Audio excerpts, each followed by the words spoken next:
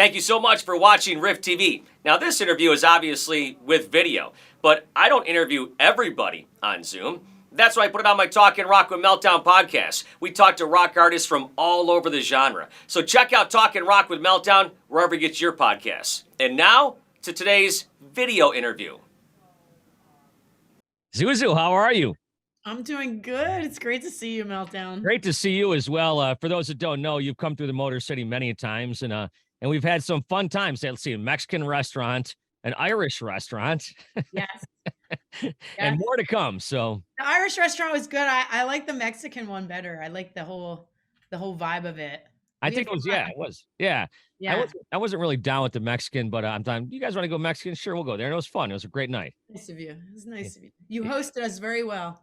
Yeah, it's always fun when you guys come through. So what's happening with the band here? Tell me everything that's going on.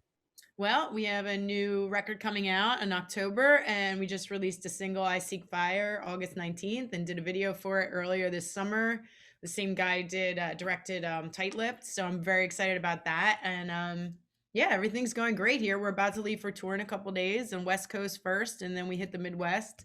We're doing some dates with Joan Jett again, which I can't wait. It's her birthday again. We always love playing Joan's birthday, so it's that's the first one with her. So yeah, I'm excited, and then I'm sure when it's over, I'm going to be really sad. So lots to look forward to. I'm excited, but the record will be out in October, and I'm really looking forward to that. And the record looks killer. I haven't heard all I've heard so far is I Seek Fire, but I saw it on your Facebook. It looks awesome. So the record now, you guys are playing a special show coming up. Is that also the same day the record drops in Philadelphia? You're playing a show? We're playing in Philly actually a little later than the record drops, only because the venue we were normally do it at is having issues. So we had to move the show to December. Yeah, December. Okay, that's what I thought. So when does the record drop exactly? October what? Friday, October 28th. Okay, so near the end of October. Is Halloween and that is that your time of year? Sure is. Come on. Look at me. I was just in a drive-through yesterday, and the girl looked at me. She goes, "Do you read tarot?" And I'm like, "Am I that obvious? Like, like you know what I mean? Like, there's no mystery to this at all. Like you look at." I mean, the video for I Seek Fire obviously is. I mean, it's a perfect time of year to drop that. It sure is. That's all Sam's idea. He made that story himself, but I was like, "Yeah, let's go, let's go." And of course, so you had to shoot different parts outside the band and stuff. What was that like?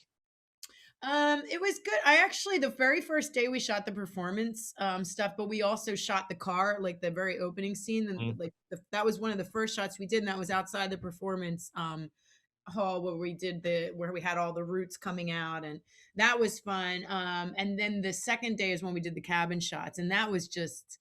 There's a lot of mosquitoes and bees, but other than that, it was a lot of fun. It was very spooky. It reminded me like the Evil Dead cabin, like, you know what I mean? And like, it was just the whole vibe of the place was terrifying. So I was kind of like, if I didn't know I was in California, I'd be a lot more scared. Like if this actual cabin was in like, say, Salem, Massachusetts, I'd have a whole different like fear level. But it's a very small cabin we shot it in too. So the band was there outside just making fun of me pretty much the whole time. So I mean, there's no like relief from that. So, but it was really, I like doing that part of it, you know, with the videos. I like the acting part of it a lot. I get into it. Now, I heard the song before I saw the video. I heard the song a couple weeks before the video came out, and I cannot place my finger on it, but it reminds me not of something, but of like a certain genre. And I don't know, what have people told you that song still reminds them of? A lot of people are saying like metal, and it's funny because when I keep thinking when Travis first played the riff for me, and it was a different tone than that's on the record, and I immediately was like, that sounds like Jack White. Like, you know what I mean? Like, so I had a whole different vibe going into this song than people are hearing in it.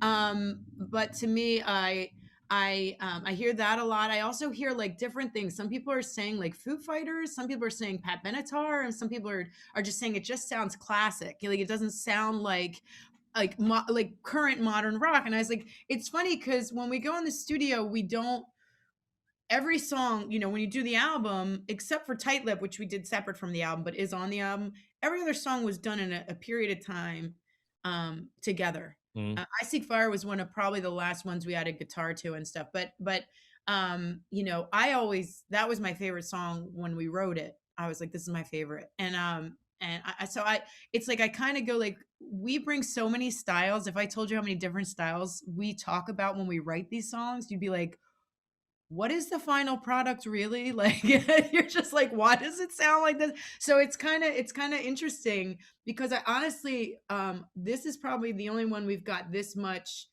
varying opinion on, but I like it. I think that's a good thing. You know what I mean? Yeah, you mentioned the word classic, and that's what I'm thinking too. It's obviously a classic song, but when I hear it, I think remember the old cartoon like the Archies or something. It's like it's got that kind of classic vibe, but kind of a modern thing too. It's kind of hard to place. That's good. Yeah, Make me feel yeah, good. As long as you added modern in there and we're not trying to, like we're not deliberately going for anything, which is right. probably a really stupid decision, but we really go in every time. Luckily, we have the same producer. This is our third record with this producer and Jeff Sanoff, and he kind of understands us way more than we understand ourselves where it comes to like. Yeah, he's got to be the fifth member for sure. Hey, speaking of that, how come I only see pictures with three of you guys on the Facebook and whatnot? You know why? Because I've been like Travis and I have been working together for years, and Brianna's been in for like years. And I go like, we seem to have a rotating cast of guitar players. So I go like, until they've like really like, I feel like we had this guy Mike Reisman was in the band. Like there were the four of us. That was it. So when he left, since he left, it's been very difficult to keep um which is it's you would think would make the music suffer, but the music is written by Travis. So Mm. it's like it doesn't really make anything suffer. It's just more that we're trying to find the right fit in a lot of ways that can end up contributing as well. We want a fourth member, but for whatever reason, every time we get a really great guy in there, it's like something happens and he's got to go or he's got to do this or so I decided instead of trying to put forth this image, the real honest truth is it's been the three of us from day one, me and Travis since day one, and Brianna really feels like she's been in it since day one. Why not show the band as we really are, you know what I mean? And it's funny because I was really it's funny you brought that up because I was kind of not sure that we should do that, but I was like, isn't it worse to keep putting a guy that changes in the pictures? Like, you know what I'm saying? Like, Yeah. it's not like, or that we act like they're just not that significant at all to the sound of the band. Like, so, it's funny because who was it that started doing it? Because his bass player left, and now it's just the three of them in the pictures. Oh, it's somebody we've played with. You know who they are too. Oh God, it's gonna drive me crazy. I don't know. It's like Tyler Bryant. oh Tyler. Okay, yeah, there you go. Yeah, yeah, Yes. It's like, you know what? Ty Bryan can do it. Soraia can do it. that's right. Well, he's in the video, so And that's all that matters. You know that's what I right. mean? And he's definitely, yeah, we miss him. So So tell me about the rest of the album Bloom, which drops on October 28th, like you were saying. Like obviously we've heard the one song, I Seek Fire. What else what other kind of stuff is on there? well, I feel like it's definitely us like maturing as writers and production and everything like that. Like it's definitely a cool album. I was saying this just a minute ago. I was like the distance between when we finished recording it, which is last October, to when it's releasing, which is this October, Wow. because of the weight on the vinyl, was really kind of productive for us because I get to hear the songs now as a listener and not as the artist seeing everything that's wrong with like the final piece. It's like Mephistopheles is probably now my favorite song on the record, which is the end of the record, the last song on the record, because Travis and Brianna like layered this like dark angel, like orchestral vocal that is like, I just get goosebumps every time I hear it. So Mephistopheles is one that like I really love. That concludes the record. She's Already Dead is another really cool song. There's just a lot of cool songs on there, and I'm really proud of it. It's probably as every new record is probably going to be. It's my favorite Soraia record. So Is it heavier? Is it lighter? Is there more intricate writing? Tell me a little bit more. I think it's there's songs that are heavier, but there's also songs that are lighter. I think one of the things that we do that's a little different from probably a lot of bands is we have that like I think the one Venn diagram area where we all kind of meet is we were all huge fans of like the White Stripes and garage rock, and I think we bring that where you have like I remember Elephant was one of my favorite records, and I love like the lightness of some of the songs, and then the heaviness of, and almost like a punk attitude with some of the other songs. Nobody had done that, and I've always kind of come from that school of like, give them like all that you are, not just what they expect. So you'll definitely hear there's a song on there called Jackson Song, which I wrote by binge watching Sons of Anarchy for like, the entirety of March and April of 2020 in Is quarantine. that right? Yeah. I finally told our label manager, I was like, that song's about the guy from Sons of Anarchy, the relationship between Jackson and, well, I forget her name, Tara.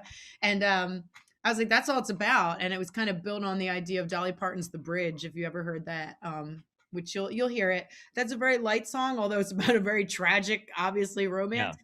But then there's other songs like that are heavier, like She's Already Dead and I Seek Fire and Jokers, Thieves, and Liars, which starts out the record, and a little bit of punk in there, like attitude, not so much style, but definitely a little more spit in the vocal. That I was just trying things, I just feel like we've just all kind of matured and are okay getting out of the box of what we've done before. Which And is when do you start to go back out on the road?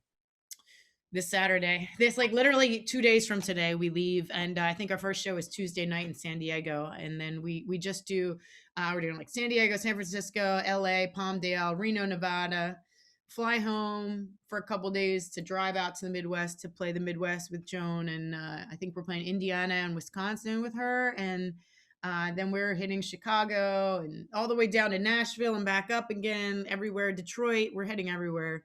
And then we come home October 10th and do a few things around here, and then go back out on the Northeast area for November.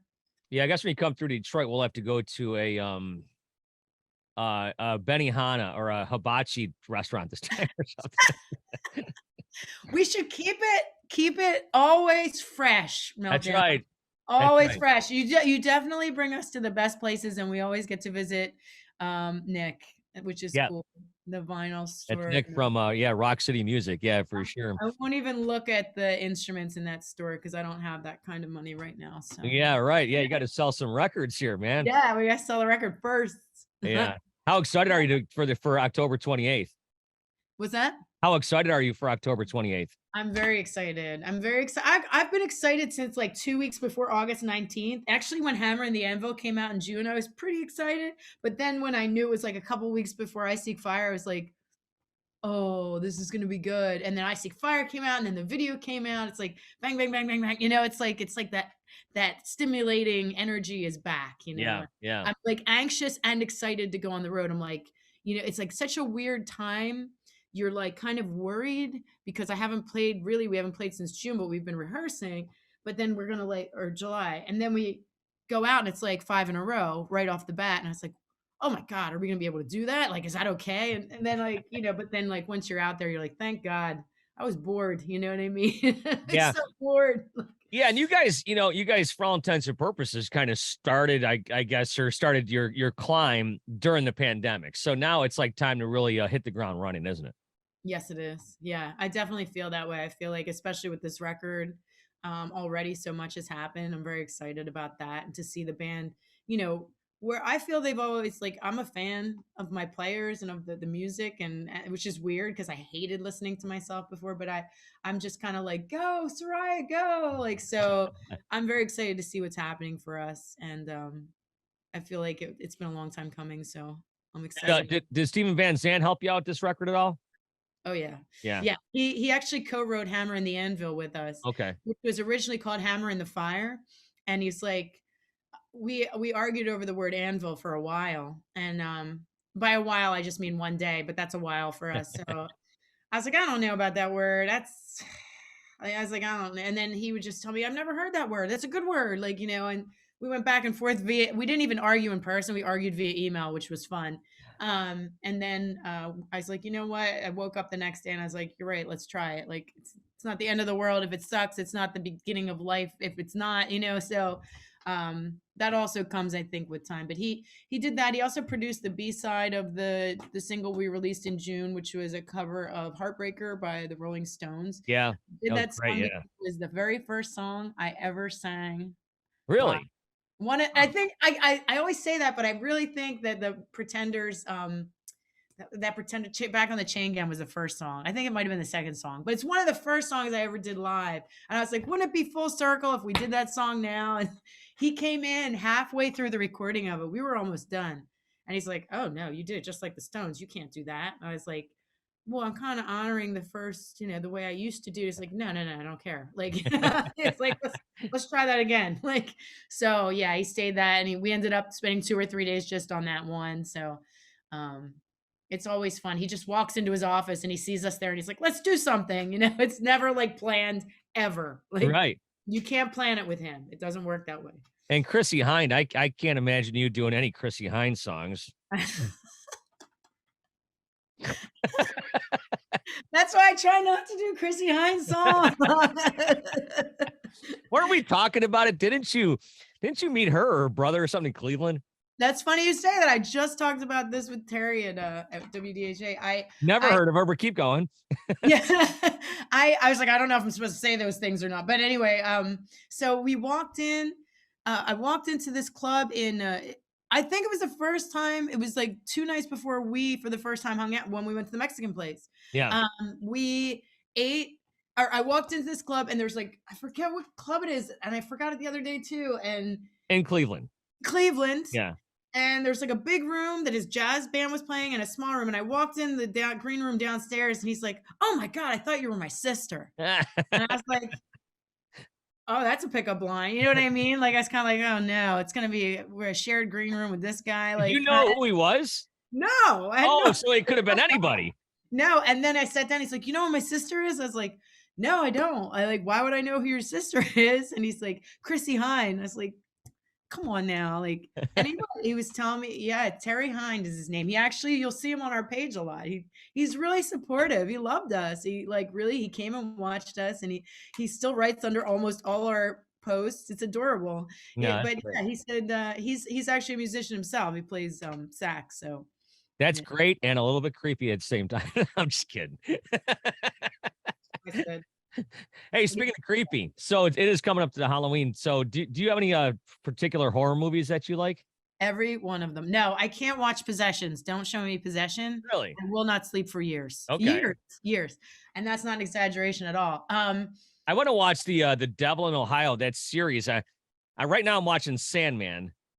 Are you watching it? I'm like in 3 episodes in. It's okay, but I really want to watch this Devil in Ohio, so I'm going to try to blast through the rest of Sandman. I'm telling you, you're gonna, as it goes on, it gets more and more. That's why I hear. Everyone keeps saying it. Okay.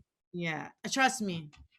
And it's weird. Like, I grew up in Buffalo, and some of it takes place in Buffalo. I'm like, how just like random is that? Because it is so random, right? I was just rewatching a couple episodes last night because I was like, a couple I really like, and it said Buffalo, and I'm like, why? Yeah. Why Buffalo? I forgot that even happened. You know what I mean? Why not like Dallas or New York City or anything? It's like somewhere that's just obscure or whatever. But yeah, I love the original Halloween. I love Rob Zombie's Halloween 2 is one of my favorite. Believe it or not, Halloween 2 by Rob Zombie is probably my go-to. Like, I'm waiting to watch that one. I don't know why. I'll probably watch it later. But all the original, like the 70s kind of the 70s movies are great. Yeah, the Texas scarier Chainsaw Massacre and stuff. Yes. I like, the only things I can't watch, like I said, are like possession things, like The Possession or whatever, Exorcism of Emily Rose. I've watched that once and I've just never been able. And then that other one, Hereditary. Oh, I can't watch that. Anytime somebody's crawling up a corner, like that just freaks me out. Like, I used to be able to watch Exorcist, the original Exorcist. I don't know what happened. All of a sudden my brain like switched, and like I saw a picture of her walking backwards down the stairs. I was like, that's it. Can't watch that anymore now. So yeah, I just watched the Conjuring 2 the other day. So good. Yeah, that was pretty decent. Yeah. I like Conjuring movies. There's a lot of floating at the end of them, which is, what about The Witch? Did you ever see The Witch? I think I have. That was on Netflix too. I think I have watched that. I can't recall it, but yeah, I think I have. Yeah. That's creepy. That was like the 1600s or something. Yeah, it's just creepy because there's so much like silence going on, and you're like, what is happening? And there's a goat that's black. Oh yeah, that's right. I forget his name, but he's Lucifer. He's supposed to be the devil, and I'm like, of course it's a goat. That's just terrifying. So that movie I like. I can't watch the end of that either. I've never watched the end of that. Yeah, I've really gotten this is I don't know, the older I get, like the fall just becomes like my time of year. I don't know. Summer's great. I love summer, but also it's like, all right, cool things down, the leaves start changing. That's why people like, like us, well, like we're fortunate that we live in places where they have 4 seasons. I don't know. I think it's really cool. Some people like, my friends down in Arizona and stuff, it's like one season. I like honestly one of my favorite times to be on tour is the fall because when you're driving, you see all the leaves Yeah. changing. What's the podcast we always listen to? Actually, we haven't listened to it since 2019 now. Talk and Rock with Meltdown, that probably is one of them. That's one of them. That's so weird. So weird you say that. You should do a scary story podcast or like talk about like places in Detroit that are haunted. I would listen to that all the time, That might be a good even in idea. spring. Yeah, that might be a good idea. There's probably a few of them here in Detroit. So, I want to go to one. Let's do that next time. all right. Yeah, I'll have to try to find some haunted. I don't want to tell you the name of the town I live in, but yes, it could be a little bit creepy. So, but anyhow, well, back to you. Bloom comes out October 28th. And anything else you want to plug here? No, I just make sure you watch the video for I Seek Fire because I think it's very Halloweeny since we've been talking about that. And just see if we're coming to your town soon. I knew I would get her to say weenie at least once. No, you didn't.